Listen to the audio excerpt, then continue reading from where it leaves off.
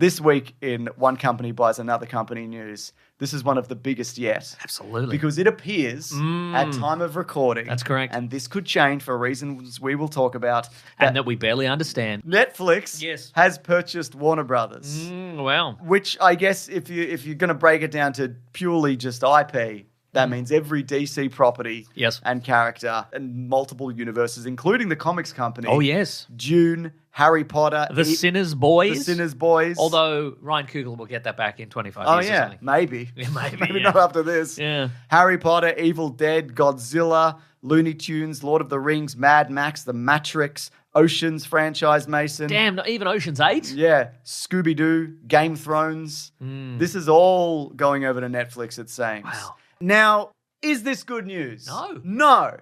People are also saying, and I'm inclined to agree with this is probably better than Paramount getting it, which is owned by David Allison. Oh, yeah. Horrible ghoul who would have used this and other properties to Ted spread his Sarandos, just a normal ghoul. Yeah, normal ghoul to spread a horrible, horrible message. And also, it seems as if the best case scenario, Comcast, people are saying that would have been the best case scenario. And the way this happened is because Netflix made the strongest offer, $28 per share for Warner Brothers Discovery studio and streaming businesses. But only that. Okay. Which this would totals at around $82.7 billion. Paramount Skydance, apparently they offered $27 per share for the entirety of Warner Brothers Discovery business, including cable channels like CNN and TNT. Those are still currently up for grabs. Apparently all the other stuff, which isn't the main studio stuff, is going to be packaged as like a news network. Oh. And that will probably also be sold off next year at some point. We can buy that. Yeah, we can. Yeah. Comcast also made a bid, but apparently it wasn't significant. What I find fascinating about this is just like, what makes Netflix a bigger company? Isn't it crazy? Because you'd think that, especially a few years ago, that like, well, Warner Brothers is the bigger company because they're not just a streaming platform. They're a film studio. distribution, the studio, again, all these different branches of film and media, video games. Tasmanian Devil, boxer shorts. Space Jam. Boxer shorts. But Satin boxer shorts, just to be clear. Yes, of course. They were big in Australia. They were huge for some reason. In the 90s for some reason. Really uncomfortable. But Netflix is worth $425.95 billion at time of recording. So like more than Warner Brothers. But that to me, and look, I'm not a businessman. Sure, I did a business degree and I run a very successful mom and pop business. That's right. But it does feel that Netflix is just an app with some content and smoke and mirrors. Yes. And I know it is more than that. And obviously the value of it is the customer base, which is huge. It's not even the biggest streaming platform. We the people. The biggest streaming platform is YouTube. Would it be funny if we all cancelled our Netflix subscriptions at the same time, like everybody in the world, and then Netflix had to back out? Well, because they didn't have any money. That would be, very funny. But I guess it just, the market dictates the Netflix, which apparently is profitable now at this point. It is the bigger company. Ted Sarandos, though, CEO of Netflix, said, don't worry. Okay, great. No, let me Terrific. finish. This deal is pro-consumer, pro-innovation, pro-worker, it's pro-creator. It's a pro-creator. We are, next week it'll be, or as soon as this is approved, it'll be like, yeah, we are firing 90,000 people. Yeah. But we are pro-worker, though. Yeah. It's also pro-growth. It's, our plans here are to work really closely with all the appropriate governments and regulators, but we're really confident that we're going to be able to get all those necessary approvals that we need. This is what apparently is going to happen in the short term. Okay. This will change as soon as they can. Mm-hmm. They're committed to the theatrical model with existing films. Anything that's already made is going to come out at cinemas. June 3, there's a new Mortal Kombat. Supergirl, whatever. All of that is still happening. HBO Max will remain also. They're not apparently going to fold that into Netflix. That could change. But that being said, that's a pretty powerful brand in itself, and you can also charge people twice. I was going to say you can charge people twice. So, I have both. So,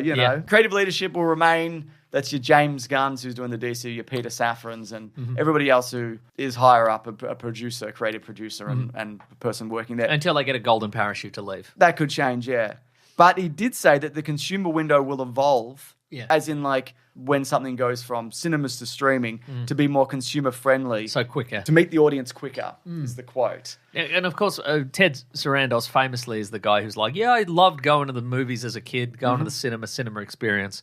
But as the head of Netflix, you can't have that. That's not happening at all. We want to kill off the cinema going experience. Yeah. And so that's the thing. Like as soon as as soon as all the things they've agreed to release in the cinemas, as soon as that's gone, everything they sign up subsequently, every director, it'll be like, you get 2 days. Yeah. You get 2 days in the cinema. I think there'll be exceptions like a Dune or whatever.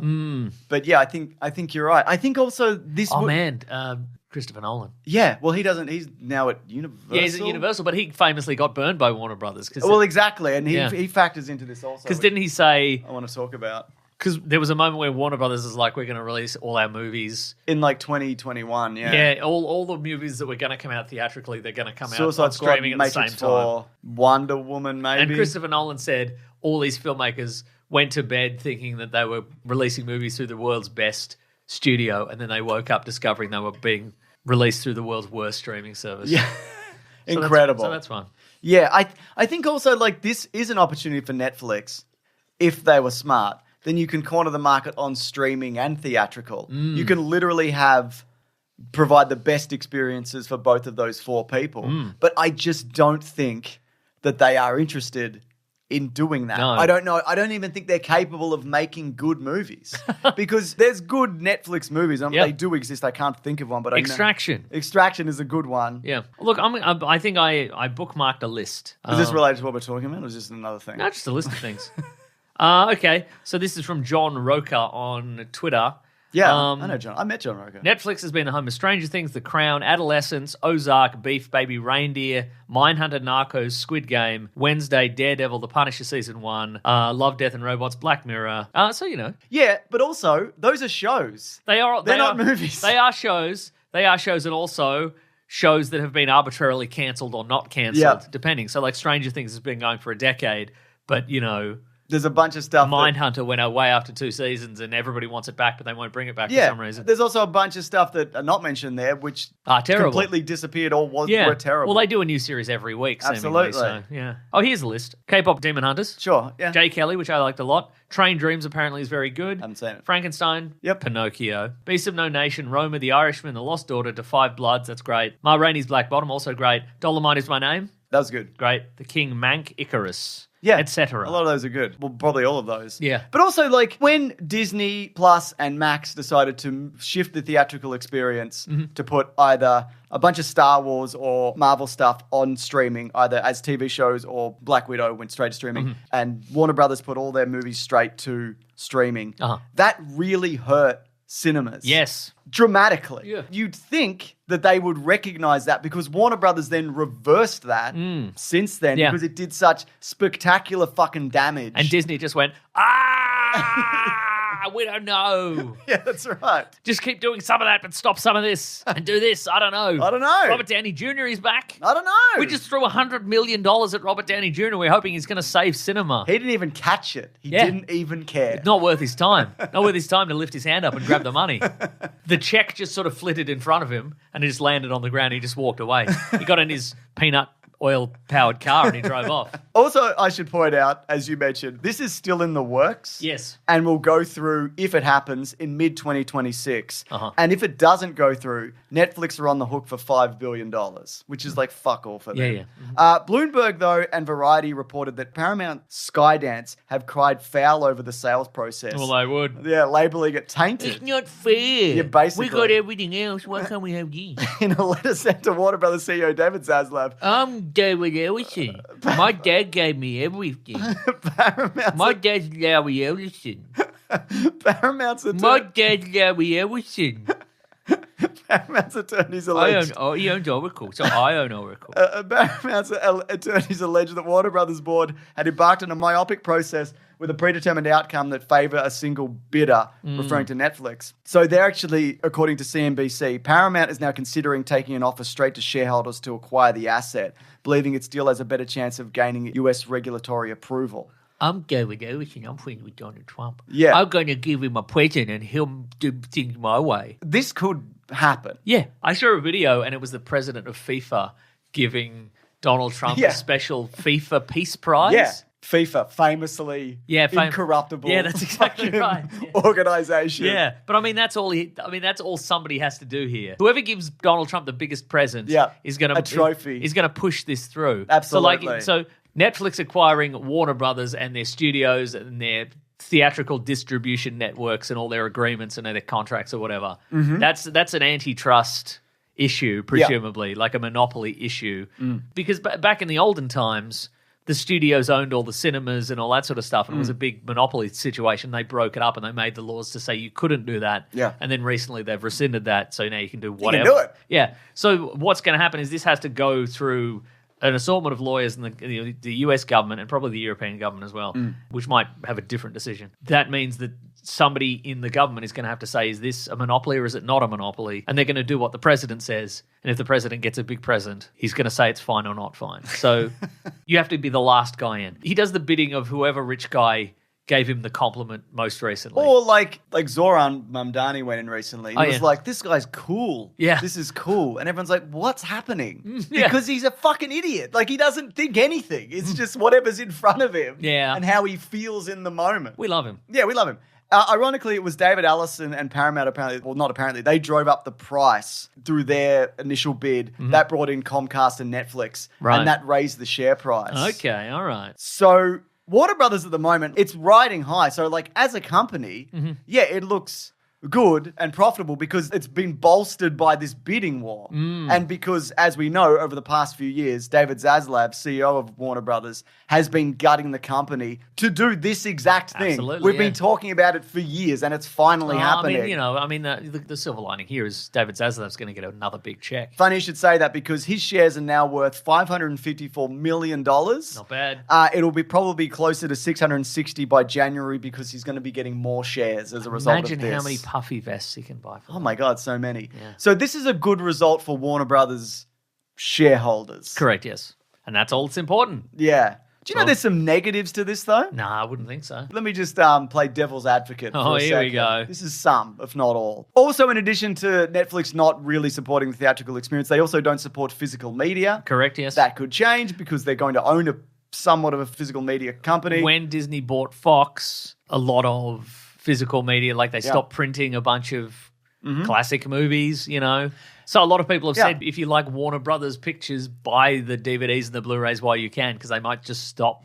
Well, they might not. Yeah, they might not. I mean, if you also look, because Disney purchased 20th Century Fox, which I guess was the last similar-ish example of this, that was a much smaller deal. And, you know, they've been doing good stuff with, like, Aliens and Predator, arguably, depending what you like. Sure. But they're not exactly innovating in any of those spaces, are they? No. They're just taking the existing IP, Planet of the Apes is another example, and they're just doing more versions of that. Yeah. They also apparently, they're doing that thing where if you're a theater that likes playing the classic movies, and you're like, hey, can we get Aliens? Yeah. They're like, nah. Yeah, exactly.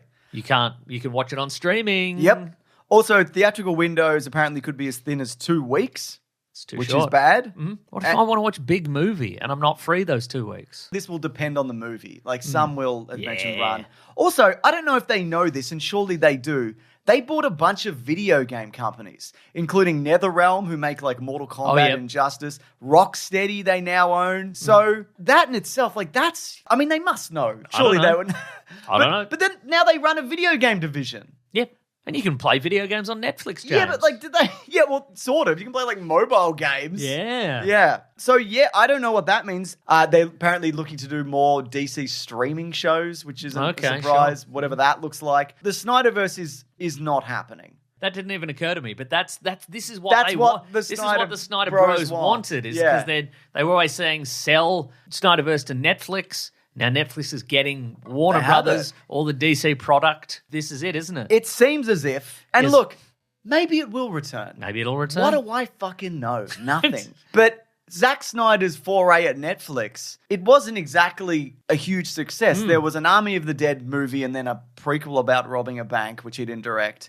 There were 2 Rebel Moon movies, which nobody liked, and then extended versions of those. And it seems as if that he's stopped working there. Seems like it stopped working. So I don't think that's going to happen anytime soon. But Variety, they've got a story that says anonymous A-listers lobby Congress against Netflix WBD acquisition. Streamer would hold a noose around the theatrical marketplace. So a bunch of top industry players have basically rang an alarm to Congress that if this succeeds, there's potentially an economic and institutional meltdown for the industry. But also, you can get a bunch of kickbacks, they said. Yeah, I mean, Bear that in mind, you know. But do the right thing. Yeah, do the right thing, but bearing in mind if you do the wrong thing morally, there'll be lots of freebies for you. Just people in rooms telling you you're good. Yeah. And then giving you free dinners and money and stuff. So even though you have a bunch of money. Yeah, but what if you had just a lot more? And also we can do some insider trading for you also. We can do that for you, no problem. Yeah, we'll give you some tips. We don't even mind. You can be so rich. Yeah. And everybody like, how are they so rich? Their salary doesn't cover that. And they're like, well, they just made some good investments. They made the right They made the right times. time, which is a day before announcements. It's not who you know, it's what you know, but it's also who you know. Yeah. It's both. Yeah, because the people you know they tell you what you know in advance. Yeah. In advance of public announcements. That's right. So this was anonymous, and it was left unsigned not out of cowardice, but fear of retaliation. Sounds like cowardice to me. Yeah, it does. Because of the considerable power behind like the people running this. And apparently it features some very prominent filmmakers. And speaking of the Directors Guild of America, which is led by Christopher Nolan. That's right. Who's not even American. He's not even American. Damn. Go back to where you came from, man. I mean, talk about corruption. Corruption big time. We see you, Christopher Nolan. Oh, we should. Film going experience. Oh, shut up. Eat some chips and vinegar in your town of Essex or wherever you're fucking from or whatever. Have some scran at the football. You dog. You low dog. Apparently he's going to, with the Directors Guild of America, they're going to meet with Netflix to discuss concerns about the streamer's potential acquisition of Warner Brothers Discovery. I mean, people like him, he does have sway. Yeah. His voice does. And swag. But scarves. go back to where you came from. Go back to where you came from, Christopher Nolan. That is something, but just pretty dire I say this stuff. a lot, pretty grim, pretty dire stuff all in all. But this was always going to happen. Drew Gooden, who's a YouTuber, he made a video this week, and it's a really good video just breaking down. This is before this came out. It's called Greed is Destroying the World, and it's about like tech moguls and industries that have been destroyed by, he specifically cites GE. The power of GE. And it's similar to this where they used to make things, light bulbs and whatever. Refrigerators. And they were associated with just like good brands and all American and all of that. And then I can't remember the name of the guy, but this particular guy got in and he basically used his position to just inhale every small company. Yeah. Every company smaller than them. Yeah. And just increased the value of GE to a breaking point where it wasn't even really making anything. It was just consuming. And then it just fucking broke down. And I just think if we are going to keep doing one company eats another company forever and ever, this is all going to collapse. Absolutely, yeah. Because it's just increasing profit for a few. And you might get some DC shows along the way, I guess. So that's perfect. But I don't know, man. I think what they're probably going to do, I reckon they're going to take what we think at this point is going to be a major DC movie release, and they're going to be like, we're debuting on Netflix. That'll be the crossover. That'll Maybe be you're right. to sweeten the pot, as it were. They might do it in theaters and on Netflix at the same time, but I bet they'll be like, new Superman movie, Netflix. You can only see it on Netflix. It's at your house. Did you have HBO Max? Well, too bad. You got to get Netflix. Care. Yeah, we don't care. Get rid of it, but don't. Do you have both of them? Well, you have to subscribe to Netflix again. You're going to need 2 Netflix subscriptions to get the new Superman movie. What do you think about that? I would love to. Yeah, me too. I would relish the opportunity. And then you have to, each screen only plays half, and you have to push 2 widescreen TVs together. Turn them upwards. Yeah. Push them together. To like one big square. Yeah, big square. We're bringing back big squares. We certainly are. A couple of big squares right here, Mason. Ready to move on to the next segment of the show. Yes. It's what we read. What we're going to read. Isn't it? Yes. Fuck. Yeah.